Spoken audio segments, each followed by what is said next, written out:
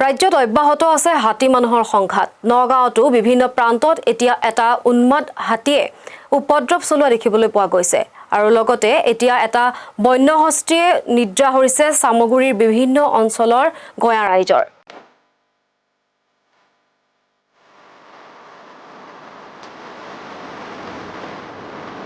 ৰাজ্যত অব্যাহত হাতী মানুহৰ সংঘাত।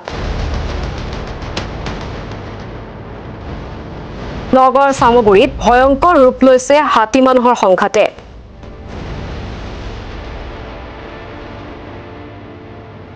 চামগুৰি গেন্ধাৰীৰ বন্যহস্তীৰ মুক্ত বিচৰণ।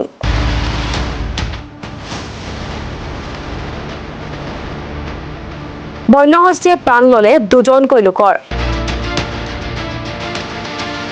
আতংকিত স্থানীয় ৰাইজ। ৰাজ্যত অব্যাহত আছে হাতী মানুহৰ সংঘাত। ৰাজ্যৰ বিভিন্ন প্ৰান্তৰ সমান্তৰালকৈ নগাঁৱৰ বিভিন্ন প্ৰান্তত বন্যহস্তীৰ মুক্ত বিচৰণে সৃষ্টি কৰিছে আতংকময় পৰিস্থিতিৰ।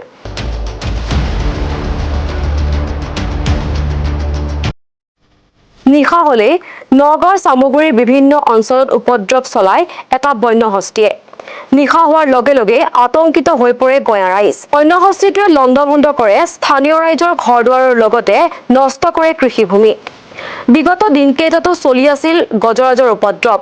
উল্লেখযোগ্য যে শুকুৰবাৰে চামগুৰিত এই উন্মাদ বন্যহস্তীৰ তাণ্ডৱত প্ৰাণ গৈছিল দুজনকৈ লোকৰ। বুধবাৰে উপখণ্ড বন বিষয়া কাৰ্যালয়ে বন্যহস্তীটো পাহাৰলৈ খেদি পঠিয়াবলৈ চেষ্টা কৰিছে যদিও বিফল হয়।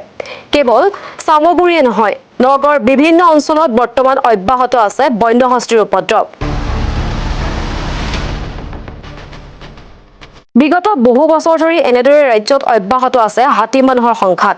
বৰ্তমানলৈকে চৰকাৰ তথা বন বিভাগৰে আজি পৰ্যন্ত ইয়াৰ এক স্থায়ী সমাধানৰ ক্ষেত্ৰত সম্পূৰ্ণৰূপে বিফল হোৱা দেখা গৈছে। পৰৱৰ্তী সময়ত প্ৰশাসন তথা বন বিভাগে এই ক্ষেত্ৰত কি পদক্ষেপ গ্ৰহণ কৰে সেয়া লক্ষণীয় হ'ব।